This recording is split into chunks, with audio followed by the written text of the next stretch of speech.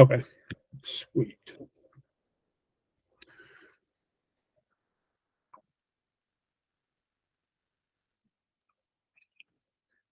See, is anyone else jumping in?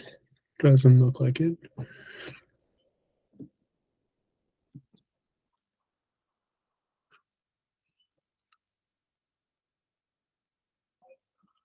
Okay, 2:03. All right. Well, we'll get started. And then if people want, they can just jump in and jump out throughout the hour. Um, there were there weren't that many people that submitted questions this week. The one question that was submitted, I don't know if Courtney is here. No, Courtney's not here. Okay. Well, Courtney submitted a question, which we can go off of, or if you guys want, we can just roll solo and talk about what you've been up to. Oh, Cam, I just realized I haven't sent you any of that cost per view stuff for health and wellness. Okay, this weekend, promise you, this weekend, I'm going to send it to you, Cam.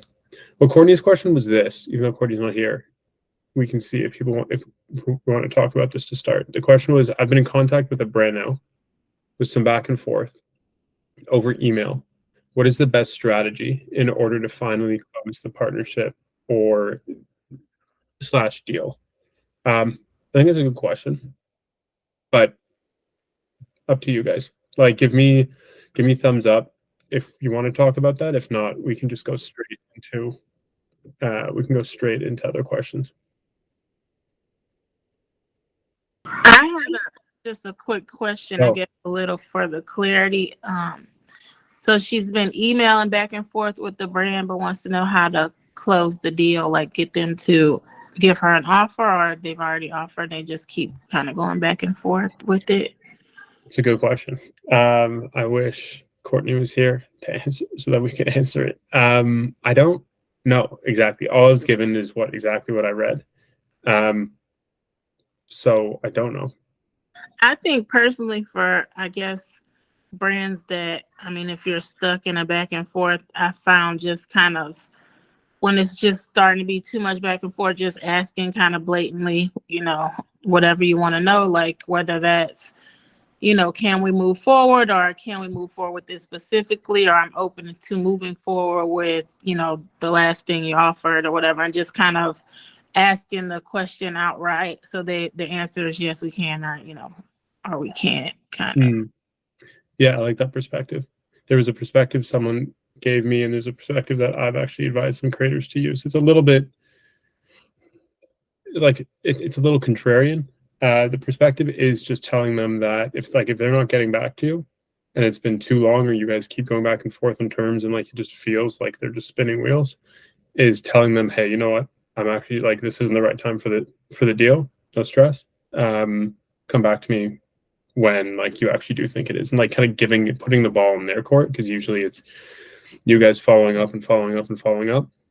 But if you shut it down, two things will happen. One, maybe like they're like, all right, good, like it wasn't meant to be anyway. No, Cam, you can definitely keep submitting. Throughout the hour. Please feel free to, whether you want to use the Q&A feature in Google Meets, or if you want to use the chat, please. Like, this is an hour for you guys. It's not for anyone else. So I would say, Rachel, like that's an interesting strategy of just being like, hey, you know what? It seems like it's not the right time. Like, when it makes sense in the future, let me know. Because then they'll be like, oh no, I'm so sorry. It's okay. Hang on. Like, let's actually do it. Or it wasn't going to happen anyway, and you guys were just going to spend time trying to chase on email. Yeah. So, I think just this week too, somebody like the same thing. I'm like reaching out, and it's kind of time sensitive. And so I just asked, like, well, is there a better contact, that might be able to help me better? Basically if they're busy. And then I've had them come back and like, oh no, I don't know if they're like really supposed to be more on it and they're not. And so asking for a different contact kind of, puts the, I guess, fire under it or not. Or if it's just like, oh no, let me just go ahead and tell you, no, I can't, or, yes, I can. Yeah. No, I think that's a great perspective. I think at the end of the day, it's like, it's really just dependent on, I think we spoke about this before. It's like, how much time do you have in the day? Do you have a manager who's doing this for you? Do you have someone who's, whether a manager or someone helping you with it? If so, they can go ahead and chase, and that's their job. But if you're doing all the chasing yourself and you're putting in so much effort to try and make sure that it happens, like, maybe just wasn't meant to be, or maybe just not the right time. But I like that. I like spinning it to see who else can you try to talk to that maybe might have more pull or more time. I really like that. Cam, you asked a question. You said, wondering if brands are ever interested in paid opportunities on Pinterest. That's interesting. So I'll say this. Where was it? I was actually just looking at it. There's not, okay, through hashtag paid, from what I know, there's not many paid deals in terms of like you are creating specifically for Pinterest. What I have been seeing is creating content and then brands licensing that content to be able to run ads on Pinterest for their brand with your content. I know there have been a couple related ideas. They usually only happen, from what I've seen, for things that are either educational or things that like require doing. So if it's like dressing yourself as a wardrobe or fashion, or putting on your makeup, or gardening, or whatever it may be, like I'll see those areas a little bit through hashtag paid. I can't speak to the whole world. But then again, I have been seeing a lot of brands trying to amplify that content that's created for IG or TikTok and put it through Pinterest. Have you won deals through Pinterest? Or are you trying to win deals through Pinterest? So I'm very active on Pinterest, and I was just very interested in sort of the economics of like why brands always choose, I noticed, Instagram and now TikTok and like sort of YouTube, but like the other platforms kind of get lost at the wayside. I do notice now like some brands are asking for like Snapchat, and like even today I think I got one for like WeChat, and like so I was just wondering if it's like worth like, you know, like what sort of your kind of insight was, and if you saw any Pinterest deals or anything like that. So I think Vincent brought up a good point. He said that he's heard posting affiliate links on Pinterest posts is good. And that makes a lot of sense, because I was talking with a friend a couple months ago. She teaches all around influencer marketing, and she runs a newsletter in like the social media influencer creator space. And she was saying that the behavior on Pinterest, and you you definitely know this because you do really well on Pinterest. I really don't use it that much, but what she was telling me was that the behavior is so much like you're using Pinterest to look for stuff, to look for like, where's that page you want to go to, where's that thing you want to go to. Oh, you'll find a look cool, and then you'll bounce out to wherever that thing is to buy that clothes, or to buy that makeup or food or whatever, maybe, or to get that recipe. And so I think to Vincent's point, that makes a lot of sense. Now, who are those brands? That I'm not too sure of. I can definitely start messaging people that I know in the space and just seeing if they have any idea. Does anyone else here ever work on Pinterest or post deals? Industry specific, lots of fashion. I've had like one or two paid deals strictly for Pinterest. I did have to cross share like in stories and Instagram. Not many. And they were surrounding idea pins, like they're trying to push the idea pins. And then I also know two friends that one was a part of the launch of the Pinterest Creator Fund, and one is currently in the Pinterest Creator Fund, I believe it's called. And that's like a paid year-long campaign as well. And then they do a application process. I don't know when the next one's out, but if you Google maybe Pinterest Creator Fund, it's basically just Pinterest that's the Pinterest platform that's hiring out for it. Totally. I'm part of that. So I do get paid by Pinterest, which is amazing. And they're really amazing. They're like an amazing team to work with. I was just wondering, it's just interesting how like Pinterest is paying, you know, creators, but like I haven't seen as many brand deals like pay, you know what I mean? Like pay creators directly. And I was just curious if hashtag paid has seen any, and if there's any insight to that, like why brands aren't sort of like drawn towards it. But no worries, you don't have to answer. I just wanted to kind of hear anyone's insight into that. And yeah. No, great question. Tell me this, Cam. When I look at your profile on Pinterest, Like I've been on a couple times, not on your profile, but I've just been on randomly a couple times on the platform. What do I see? Do I see the amount of people that will like follow and or subscribe to you? Is that the type of culture on Pinterest? Is it more so? So you can see the subscription and like the amount of subscribers. You also see monthly views as well. So like an average monthly view, sort of like, I guess like almost like, I think YouTube might have something similar to that. And what I find, and again, that's why I'm so interested, why brands aren't interested in Pinterest, is that there's a lot more longevity in Pinterest. Similar to what you were saying, it's more like a search engine tool. So like, say a brand like, I don't know, food or fashion related, it's like cute dress, you know, like, and then it'll still come up, where like Instagram, it gets like kind of lost in the feed. You can't really, like Instagram is trying to be a search engine, but like, you know, like it gets lost in the stories. It's not as like linkable, where Pinterest is linkable. So anyways, I'm not like trying to like sell Pinterest on you right now. I was just curious on your insight. And also to add to that, I know that you said that brands are interested in licensing certain videos and then pushing out as ads on Pinterest. I'm actually curious, how much would you, was there like a ballpark kind of like percentage or anything like that on how you charge for like creator licensing for specific platforms? Or do you just charge for just like usage per month in general and they can use it anywhere? Like, I'm kind of curious how the economics are or how you charge for that. Yeah. Okay, good question.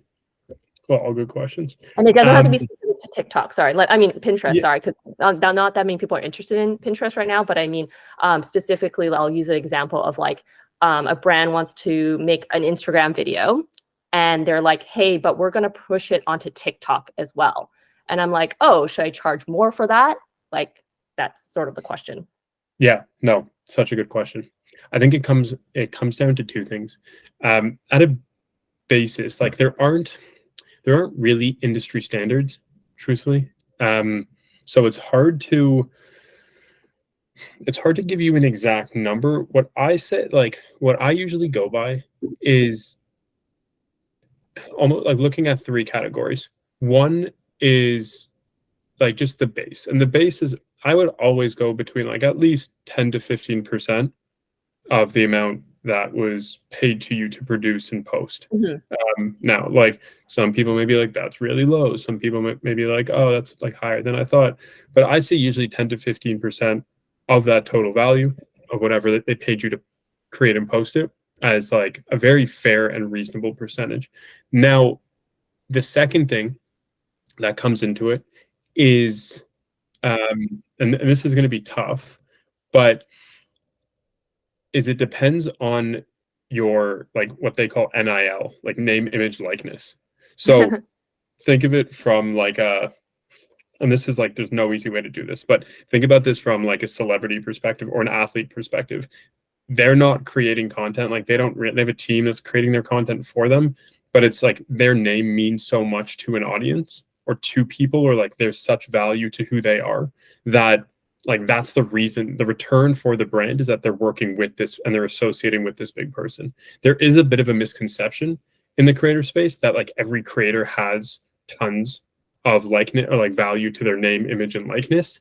The truth is some do, some don't. And so if you can say realistically without like putting ego aside, like, do I really have that? If I was walking around in the street, or if I was at this type of conference, things related to the industry that I play in with my content as a creator, if I'm walking around, like, are people really noticing me? Are they like wanting to talk to me? Do they recall what I say because of who I am?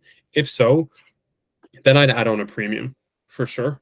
Because again, like then they're using your face. If you're a creator who not that many, like some people follow you, but you're not that recognizable, you don't have that same amount of value to your name, then someone putting your face on a billboard, as cool as it is, like you can't really charge for your likeness because maybe you don't have so that's why it's like it's subjective. It's hard to say.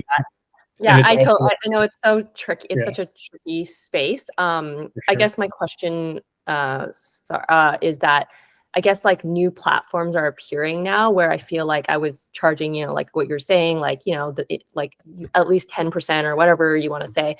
But now I'm like, hey, but they're using my likeness so much more now. Like, so for example, I would charge more if they do decide to go beyond digital, for example, Instagram, and they decide to put me on a billboard, or put me on a TV ad. But now I'm like, hey, now it's going beyond Instagram, it's going to TikTok, it's going to YouTube. Like, do I charge more for that? Like, and how do I charge for that? Is that okay to charge more for that? Or just brands expecting, like when I get digital rights, that's just what it is. Too bad. Like that's kind of like what I'm having trouble with. Like some brands like say push out an ad for only, like say 1 million impressions. And then I see another brand push it out for 10 million impressions. But I don't know that before I quote. You kind of know what I mean? Yeah. So I don't know if it's like, should I be charging more or just brands just like, too bad, this is just what you get. Yeah. And how do you know to charge more? Yeah, no, such a good question. Such a good question. I think that, and Sarah brought up like a similar point in the chat. The idea of it's who are you being seen by versus just how long are you being seen. So I'm going to answer two things and then I'll come back to what you're saying. So on the time, the consideration with time is important because, for example, if I was a brand and I really believed in like you, Sarah, you, Cam, and I was like, oh, wow, I really think over the next 6 months, like you're really going to grow and like you're becoming like a much more prominent figure in your space. I'd want the digital rights for that because I'm like, oh, I can probably pay you like X today, but I think you're really going to grow. And so lots of value in the future. That's always the creator's concern from what I've heard is, yeah, but if I'm growing pretty consistently, like maybe in 2-3 months, something positive happens, or I want to be associated with a different brand, but then this brand is like 6 months worth of digital rights to use me all over the internet. So I'd say that's a big consideration for you. It's like, I wouldn't even ask from a brand perspective. I would just say for you, it's like, what matters to you right now relative to this brand, relative to where you're going? Or are you okay being associated with this brand over whatever period of time? If so, great. If not, then pull back and just contract for the time that you feel comfortable relative to what's going on in your world. On the impression side, again, like a really good point. I don't have, and I don't know if there even is industry standard. I'll check in with my team to see if like they have some type of standard. What I'll say without going too far on this is that the reason I brought up like name, image, and likeness is because if you're creating the content and that content is natural and they're like, hey, we want to license it for whatever 3 months and it's going to go all over digital and all over platforms. At the end of the day, if you're able to say, cool, pay me 15% of that initial fee every single month, and like that's how it's going to happen, you're getting 15 extra percent or whatever that extra dollar is for not having to do any work. And if you're cool associating with that brand, amazing. I wouldn't think too intensely about what this means. It's more just what you're comfortable with, because at the end of the day, it's, are you comfortable with that brand? Are you comfortable with that time period? If so, and you're getting paid now every single month or based off of every month that they use it, I see that as as a big win. When it comes to name, image, likeness, to me, that's where it changes. And so let me get back to you on it. Or if anyone else here has a point as to to Sarah's point, to Cam's point about how they view content usage and licensing beyond a certain time period, but specifically around how wide it's reaching, then jump in. But as like a summary for me, it's like 10-15% at least per month. If you feel there's more likeness to your name or value to your name, image, or likeness in a certain category related to this brand, cool, push it up 5, 10, 15, 20% is whatever you feel is right. And then the longer they use it, the more money you should be charging. If they're like, yeah, we want digital rights for a year, and you're like, cool, well, I was going to go 10 to 15% a month, maybe now it's like 15 to 20, because who knows what you're going to be in a year. And like, should they really have control over that? As a manager, if I was a manager, I wouldn't. But I'll leave it at that. No, that was good insight. I liked hearing that you basically answered my question. I wanted to know if I was like, I felt similar to Sarah, but I wanted to hear other, from a manager's point of view, that it sounds like it's just, yeah, I get it. Yeah. Yeah. Sounds good. Thank you. Yeah. No, for sure. Go ahead, Sarah. Yeah, I was just gonna add, like, this has been an ongoing issue I've had with brands because it's like they can't answer my question because I'm like, okay, so you want it for a week, but like, is it going to 30,000 people, a million people, 10 million people? Like, to me, that should be like factored in. And where are these people? Like, are they local? Because that's mainly where my niche is, or is it national? Is it international? Fair. And I'll ask these questions and they'll be like, oh, we don't know, or we haven't had that conversation yet. And I was like, well, you're making it really hard for me to quote. And also I'm taking on a risk because like, I'm basically agreeing to something and I don't know where my face is going to be. So it's quite the struggle. Yeah, no, I think, again, such a good call out. So I guess a couple action items from this is, if you can see what the brand can give you. And I think, Sarah, what I like about that approach and what you were asking for is you're not like, give me all the information, I want everything. It's the reason I want to know is because if it's local to wherever my audience is and to where I'm known, that's worth a lot more than you guys pushing me across the country where like maybe half the country, 2/3 of the country has no idea who I am. I think that's a really, really, really good point so far. I'd say, Cam, for yourself and anyone else here as well, when you're dealing with rights, important to ask that question, because then, again, going back to name, image, likeness, then that changes, and then that becomes a lot more important. Great call out. Martha, what's up? I saw something come in. You go, would seeking collaborations with #paid being a UK creator put me at a disadvantage because their reach within the UK market is limited? Yeah, I'll tell you this. The large majority, like when I say large, I mean like 99.99% of brands are working with us to reach a Canadian or a US market. We don't really have ops going beyond Canada and the US. But sometimes what will happen is this. If you have an audience that is like, let's say you're in the UK, but 50% of your audience is Canada and the US, or like combined, or one of the markets, like that's still really valuable for us to put you in front of whatever brand that we feel you're a good fit for, because at the end of the day, they are working with you to get to your audience. And so I think it just depends for us. When I say it depends, it's going to just depend, talking #paid, where is your audience located? And if there's a decent amount that's located in either Canada or the US or combined, then it doesn't put you at a disadvantage. But if it's purely you're in the UK and you speak to a lot of like UK and Europe, then yeah, I think it's going to be really hard, truthfully, to find campaigns through #paid for now, at least, until we ever do expand, if we do. And I'm not sure when that would happen. For sure. Okay, we spoke about Pinterest, spoke about some content usage, content licensing, being a creator elsewhere than Canada and the US, just purely related to #paid. Is there anything else that pops up immediately, or something that you guys have been thinking about this week, or something that, even if it's like an idea that you want to work through for either pitching a brand or trying to get some brand deal or a new concept related to types of content? I'm going to leave it open. And if not, I can throw some questions around.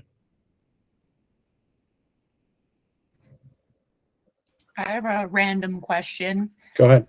So I'm curious about people's experiences or what they would think would be, I don't know, an industry standard around like how long it takes to give a brand an idea. So let's say you've agreed to work together and then they say, okay, like send us your idea for it's usually a video with me, what the video is going to be. Because I had an issue this week where they wanted it within 24 hours. I was like, 24 hours? I was like, I need more time. Like I have to search TikTok trends. I go through an iterative process where I find 10 ideas, I narrow it down, but they're like, no, just like send it tomorrow. And I was like, tomorrow? Like, I don't know. So I was wondering if other people were like, thinking like how long should it take to like send someone an idea, and like because you want it to be good, right? I don't want to give them my first idea. I want to go through a process and give them my best idea. So I don't want to sacrifice the quality, but I want to meet deadlines. So that's just what's on my mind. Cool. Well, I like that. Let's try this. I'm gonna launch a poll, and let's see for everyone here. So that, again, if someone wants to speak up, please feel free to unmute and give it and share your opinion. But okay,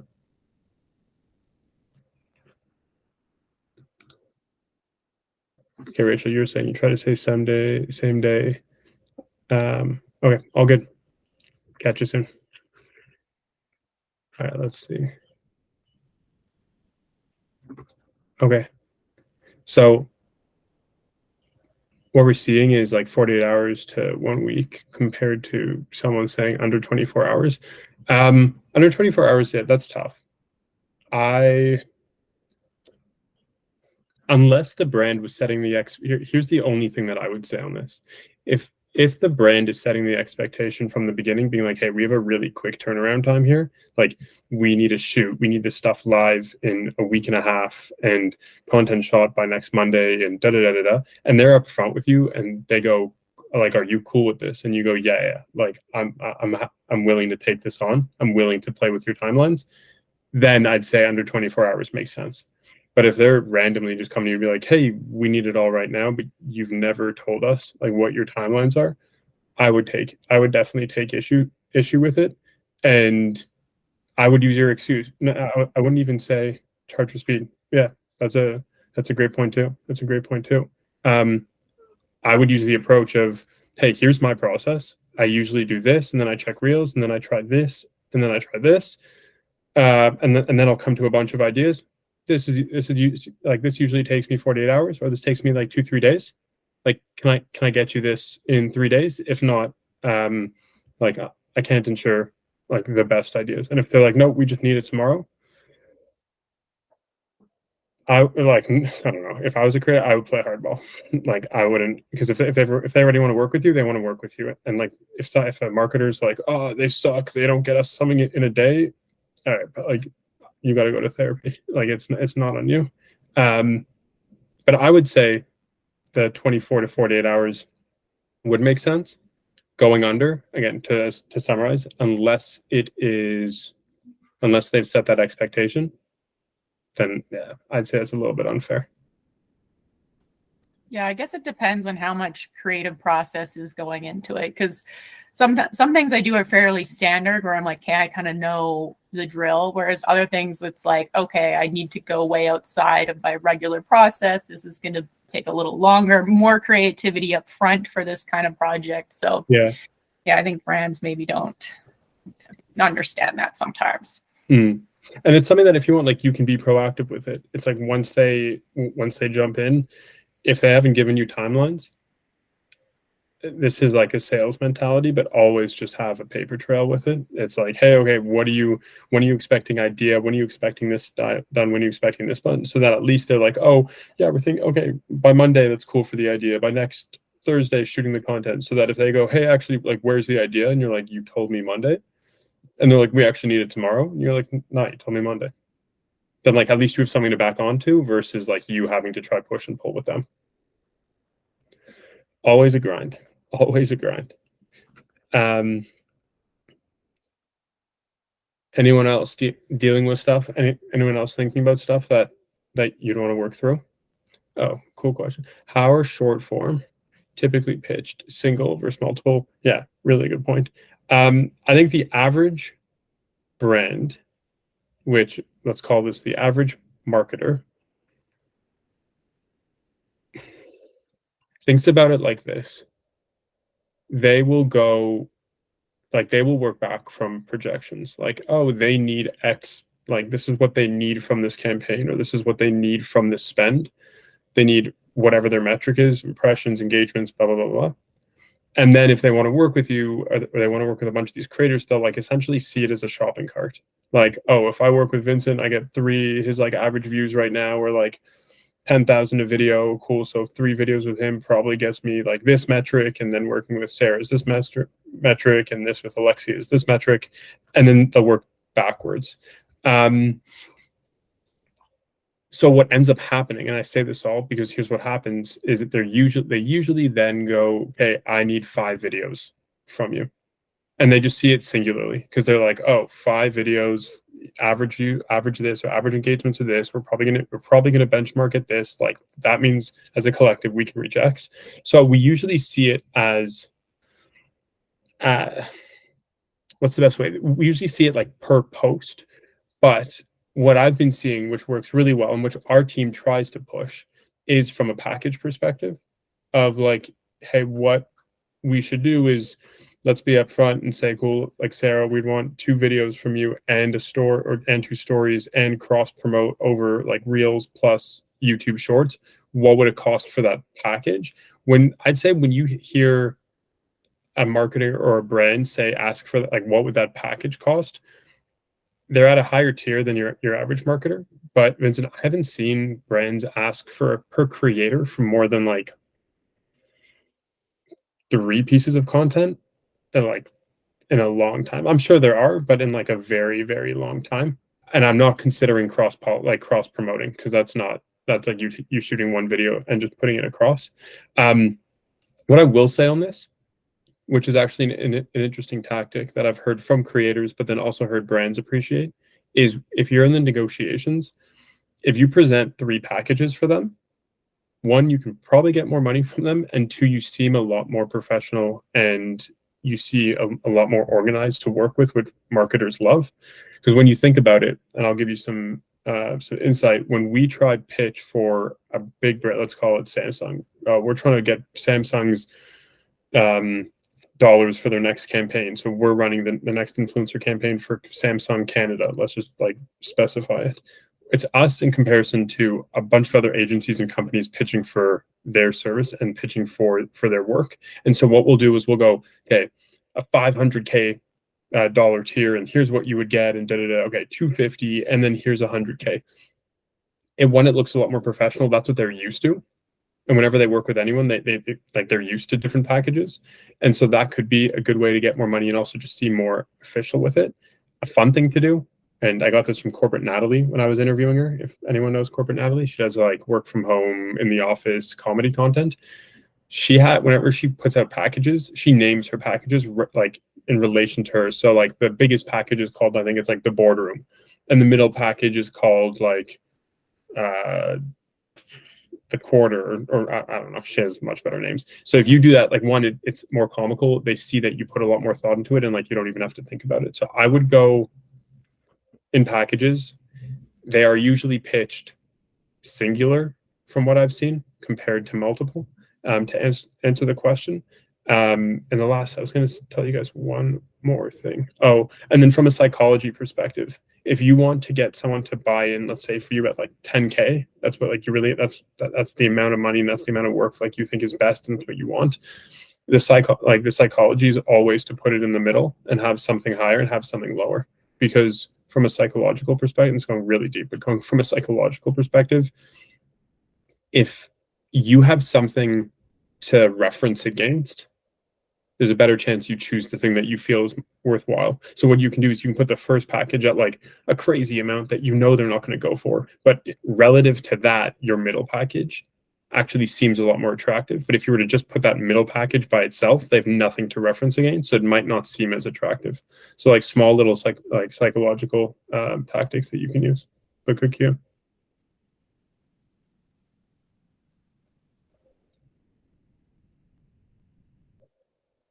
Here, let me. Go. Just to expand on that, my thought process on that. I was originally, or I had been originally, pitching in ranges, but now you're telling me, I guess, that a better way to do it is pitch it as a fixed thing instead.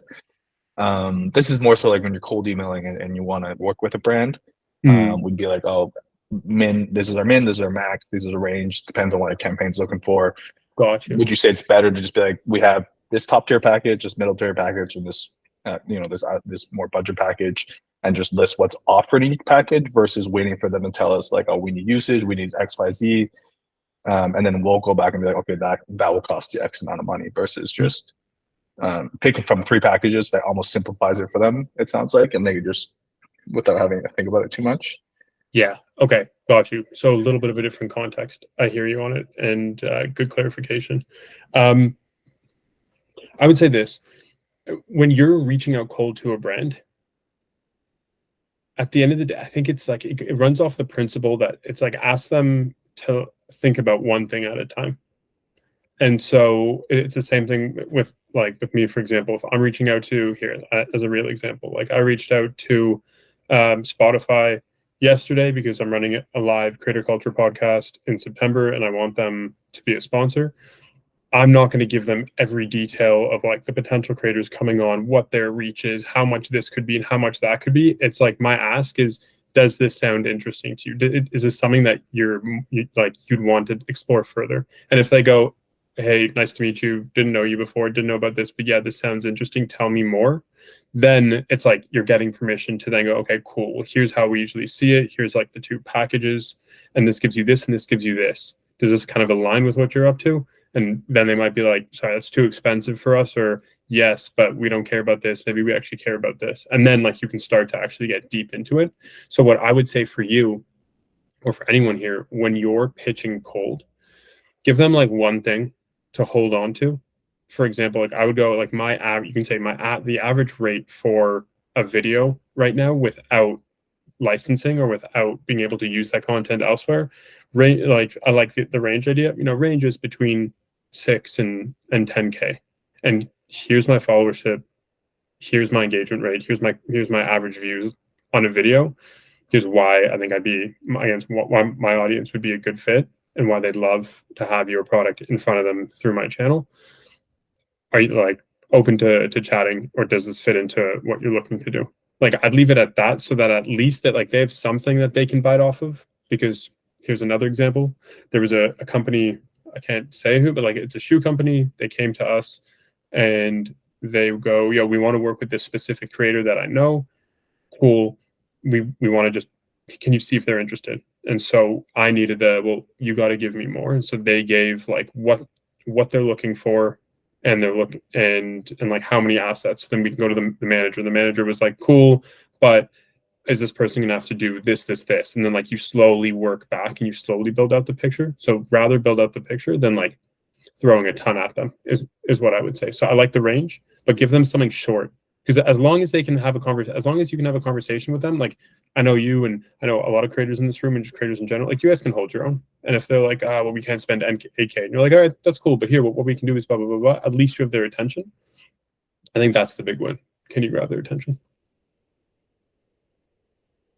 Sarah, were you going to say something? Just agreeing with you. Yeah, I think that's exactly right. The whole like build it out approach. And because you don't want to like dump everything on them right from the get-go, because it's too much overwhelming information, right? Mm-hmm. And like we see it here, I'll flip the script when creators randomly email me or like DM #paid on IG, and they're like, hey, this is who I am as a creator. These are all my numbers. These are the types of brands I want to work with. Like, can we jump on a call? You're like, whoa, like there's so much there compared to being like, give me like, what's the one thing you think I can hold on to as a marketer of a company? Oh, well, it's like right now it's just value. And so who's your audience? Here's a couple videos you can watch. Like, let me know if this aligns with what you're looking to do, or let me know if this excites you. Because then at least I can go, oh, wow, I love the creativity, or I like what you're up to. Oh, and you charge this amount? Cool. Great. Now I'm down for a conversation relative to like the 4 paragraphs. And you're like, hang on a second, probably not even going to read it. And there might be like some great info in there. I might actually really like the creator, but everything's time. Some of you guys don't want to read through a 10-page brief. Like you want something quick to see if you're interested and then slowly walk through. What's up, Sarah? You don't have to put on your mic to say what's up, but just see you jumped in. Thank you for coming through. If you have a question on anything, or if you want to talk through, brainstorm something related to your content, feel free to either go off mute or put some stuff into the chat. And this is what we're doing. We're just talking through questions and talking through ideas for another 20 minutes. What was the one thing I wanted to ask everyone here that came up? How many people here are actually interested to know how marketers at brands think about working with creators and care about the ins and the outs? Like, is that interesting to you, or is that like that's too much information and we just want to know where we can go get deals? Okay, interesting. Okay, cool. So what I'll try to do is then like bring more examples next time. The one thing I can do as well say this for everyone here. Like I've said it in weeks before. I think a big misconception is that a lot of creators will just go specifically to a brand, and it's like, oh, I want to go work with, I don't know, I'm looking at like I have my Garmin watch here. Like I want to go work with Garmin. I'm just going to go message Garmin and like go find all the emails of the people on their team. The truth is, a lot of these major brands you want to work with, and these are like the major brands, they're represented by agencies like #paid and bigger agencies. And it's more valuable. And like the agency, for example, with #paid, a lot of the brands that come work with us, they're like, hey, we want to work with you because of your expertise. So we want you to help us come up with a strategy. We want you to help us find the right creators. So the brand's not really in charge of finding the creators, or not really thinking about the core strategy when working with creators. It's really the agency that they've contracted. The tough thing is, how do you figure out who that agency is? And I haven't been able to come up with a great answer for you guys, because even for us, for example, More Info, our sales team is always trying to figure out, cool, what agency represents what brand, because maybe we can go partner with that agency on a future campaign of this big brand, and that'll really help us, and we'll start building a relationship with the brand that way. And we don't really know. We truly don't really know. But what I can say is, if you can start to find these agencies, and these agencies, like I know, for example, like we work with a lot of brands through like as an agency. Whaler works with a ton as an agency. Who else in our competitive set works as an agency? Viral Nation will work with a lot as an agency. And then what you can do as well is, a lot of these big brands will work with what's called like the four or five public advertising agencies in the world. And so you have like WPP, you have OMG, which is Omnicom, you have IPG, and you have, wow, this is testing me. And there's another. If you just search up top 4 or 5 public advertising agencies, what you'll see is that these agencies really control like what feels like 90% of all these smaller agencies that you might deal with. And then if you slowly start building connects there, it's so much easier, because then it's one person or one agency dealing with 40. For example, 2-3 months ago, we threw a panel in Toronto with Omnicom Media Group, and we interviewed 2 or 3 creators in front of them and their clients. And so for the creators, they're like, oh, whoa, we had no idea that Omnicom deals with like all these massive brands, and it's more beneficial to get in with them than it is to try get in with a specific brand. So if you're trying to build contacts, it's always the advertising agencies that are going to be worth your time a lot more than the specific brand. What else can I tell you guys about marketers and brands in these agencies that might end up helping you? Okay, another thing, and this is something that like annoys me as someone that cares for creators and loves the idea of like working with a creator to come up with an interesting pitch and then find the right brand for it. A lot of these major companies deal with their marketing in terms of campaigns. Like they have their spring campaign focus and what products and stuff is coming out there, and then there's summer and this, and they usually will plan between like 6 to 12 months beforehand, at least. And so here's how it works. It's like they know for 2024 they have $5 million that they get to spend on marketing.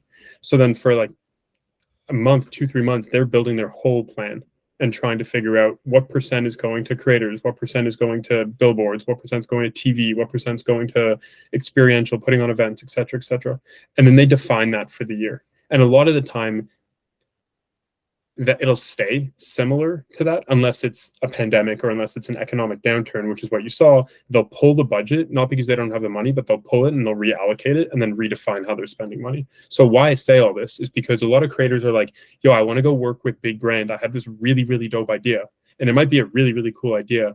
But the thing is, a lot of these brands already have their spend defined and they already have their campaigns defined for what they want to spend on and how they want to work with creators. So even if I'm marketer X at big company Nike, and you come to me and pitch something to me, I might be like, that's really, really cool. I wish we could, but like we already have our campaigns figured out.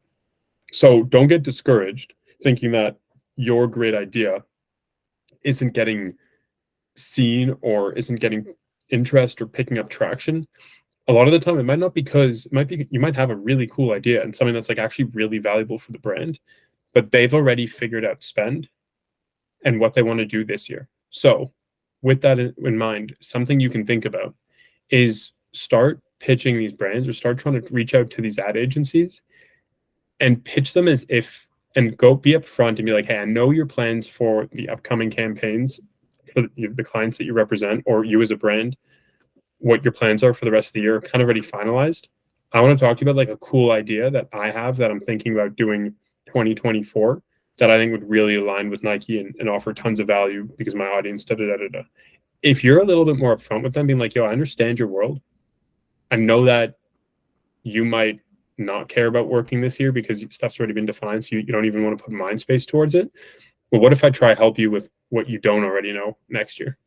Is a way that you can think about approaching cold.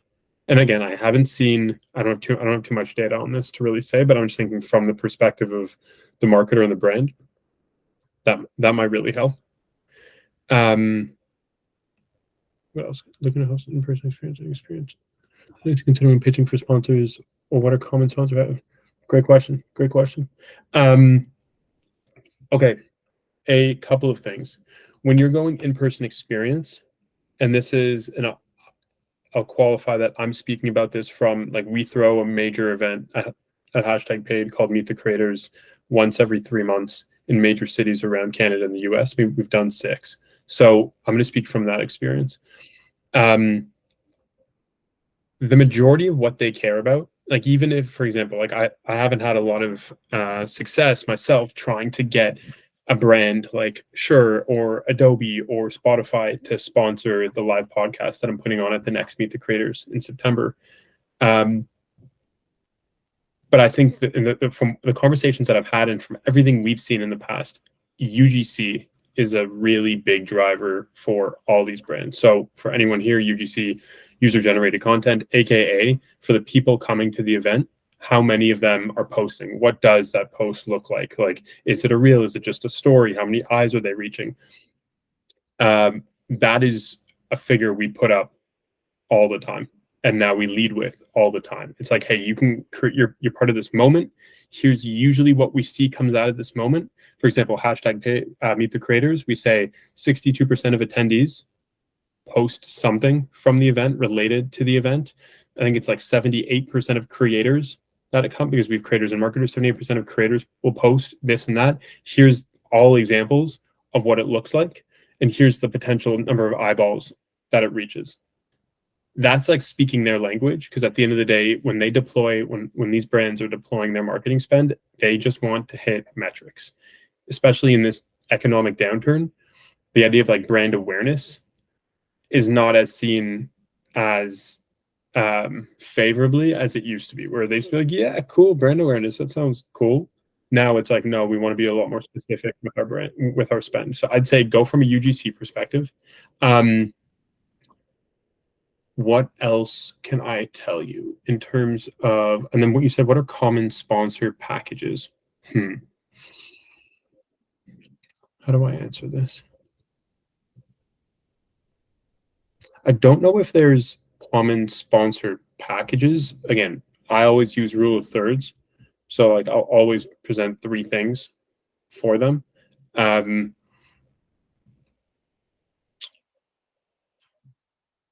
What else can? Well, just to clarify on that, it's like not even just sponsor package. Like, this is my first ever like in-person event. I just thought it'd be kind of cool to do. What do people pay for? Like, what are things that brands are paying? Like, it doesn't have to be a package. Could it just be like their name on a t-shirt? Gotcha. You know, any like what's typically done in this space that I'm just not familiar with. Got you. No. Okay. Thanks for clarifying.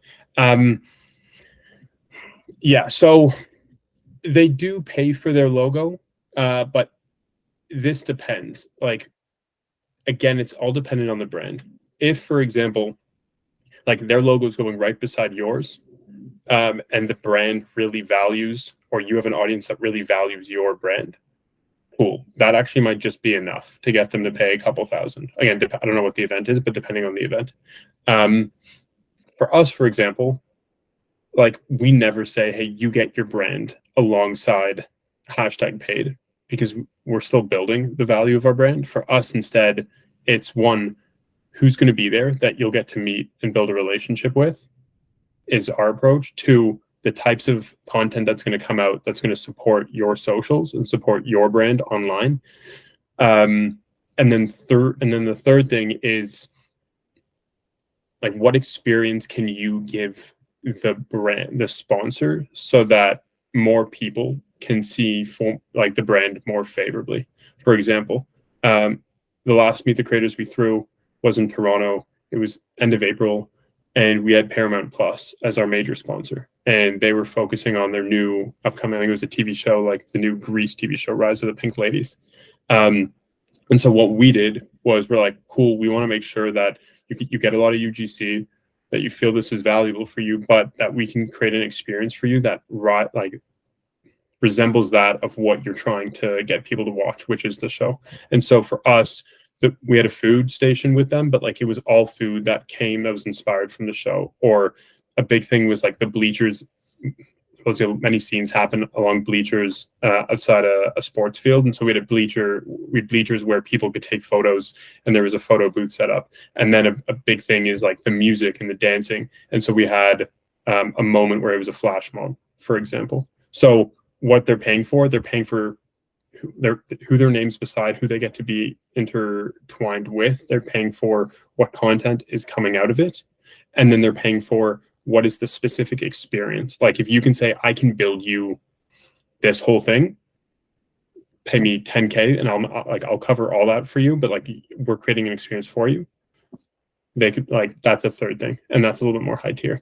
Sarah, I think you've done some small events, gotten free venues, cool. And created how many sell tickets and got the brands free advertising. Small. Okay, makes sense. Vincent, tell me this, man. Like, can you say what the event is?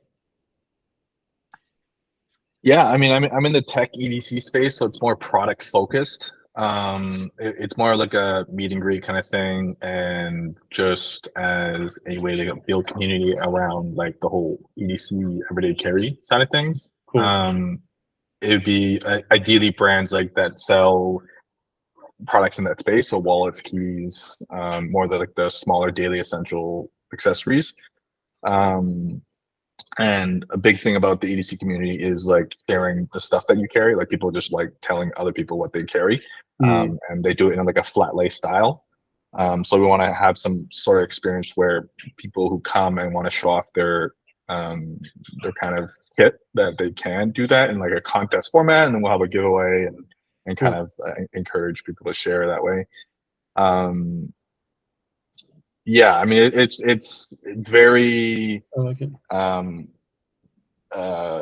Beginner. Like I've never done anything in person. I barely go to events, so it's very interesting to like want to do one. But I wanted to find a way to like actually meet the people in person and kind of hopefully incorporate, by the time we do host the event, that we'll have our own custom products to kind of promote as well. Cool. So originally it was supposed to be like a retail experience as well and have like a little shop, but I think we're kind of going a little bit beyond the scope of what we can handle. And I think we'll probably just have it as an event-based thing first, and then maybe next year think about it again, and see what else we can add on if there is any interest in this kind of event kind of thing. Like I don't know if you know Blade Show. I don't. Like it's a big outdoor event, same kind of idea. Retailers come, they kind of pitch their products and show people, the attendees there. Cool. That kind of thing. But this would be more like in a tight knit space, kind of thing. So got you. Yeah. No, I think that's really cool. Curious, do people ever charge for attending? That's a very good question too. Okay, I will get to that, and I'll give you everything from my experience. And so I think that's really cool. I think you can also propose that like no other creator, no other like EDC person in Toronto at least, or in the GTA is doing this. So like you get to capture the market. This is first mover. One thing we do at Meet the Creators that I find really helps to sell stuff through is I'll hire someone to do like man on the street interviews, and we'll make sure, like for example, like we run something called a creator bodega, so we get creator and celebrity products to go in this little market, and instead of a gift bag, people can just go around and shop. And we have someone in there like being like, yo, what do you think about this packaging, or like what are your thoughts, or what's, you know, what food would you want to create yourself? And then we can like chop that up, and that can be content that you send to them, and they're like, oh no way, these people spoke about our product, or like these number of pedestrians spoke about our product in this cool way. Oh great, like that's a fun piece of content that we would have maybe never been able to make. So like having that show and tell experience and having someone capture it in thoughts could be an easy way to get brands really interested. I'll send you an example of what we did as like as a teaser, but I think that event sounds really cool. That sounds really, really cool. Okay, Cam, to your question, do people ever charge for attending events? So as mentioned, I've run 6, and I've invited, let's call it 75 creators to each. And so let's call it 450 creators total have come. I've probably only had 5 creators ever, or their teams ever say to me, like, what's your appearance fee budget? And we don't, like, we don't pay for it.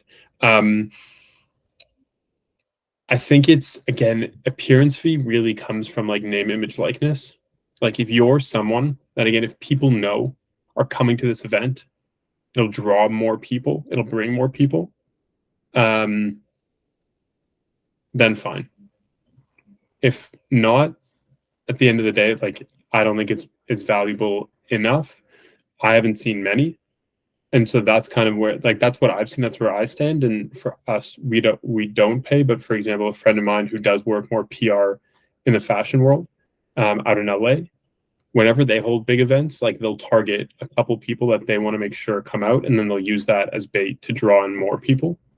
They'll pay for an appearance fee because the creator has no affinity with the brand, and like they want them to have an affinity. The last thing I'll say on this is, I always state, they never have to post. Like you don't have to be associated with #Bade. You don't have to post about us. You don't have to post about the event. Like all on you to just come and enjoy.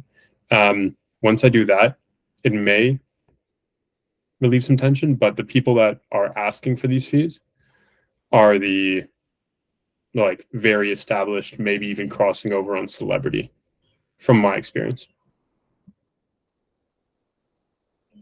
Vince, I like that question. We do have a minute left. Sarah, do you want to answer, or do you want me to connect you guys offline? Which I'm happy to do. I can answer pretty quick. Like it kind of depends on the event. I've done a few of them now, but usually advertising ahead of the event, I'll have the venue's name somewhere either in the like event ticket, like an Eventbrite, and depending on how much they're giving me, if they're including some free food or drink for attendees, I'll put in some like Instagram posts for them. So either do a post after or before or both. So just incorporating whatever deliverables I can and getting them to agree to that. I like it. I never received. Yeah, Courtney, if you want, here, I'm going to send you this. If you just go to our YouTube channel, I'll send you the exact recording. I put it up every weekend. And it's public. So if you go to our YouTube channel, but that's the actual link for last week's video. We go by like #paid, as in like the hashtag sign paid, the creator marketing company on YouTube. I'll keep uploading these every week, of course. All right, guys. That was cool. I like that. I like how we swung between like various different topics. I think the idea of creators throwing their own events, that's something I've been thinking about a lot and talking to a lot of creators about. So if we want, we can continue that conversation next week. Vince, really cool to see you do that. Sarah, I know you obviously do that because that's just part of your game.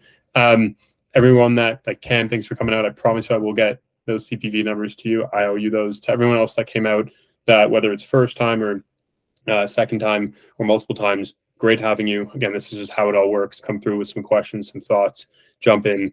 We're going to keep running these every Friday, 2 p.m. So keep coming through if you want to. If you want to share with friends who are creators, come through. And we're just going to keep it open. So enjoy the rest of the week, and we'll chat to you all soon. Okay. Easy, guys.